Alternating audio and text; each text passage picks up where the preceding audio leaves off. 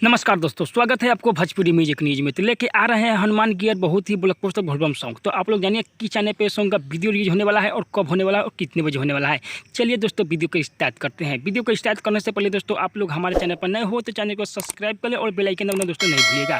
खेसारी लाल यादव लेके आ रहे हैं हनुमान गियर, वो बहुत ही ब्लॉकबस्टर फुल वीडियो सॉन्ग लेके आ रहे हैं। तो आप लोग हमारे वीडियो को शुरू से अंत तक देखिए, भगा भगा दोस्तों नहीं देखिएगा, नहीं तो कुछ भी दोस्तों समझ में नहीं आएगा। इसलिए कहते हैं दोस्तों वीडियो को हमारे शुरू से अंत तक देखें, तब आपको समझ में आएगा कि चैनल पे सॉन्ग का वीडियो रिलीज होने वाला है और कब होगा और कितने बजे होगा, सब अपडेट आज देने वाले हैं।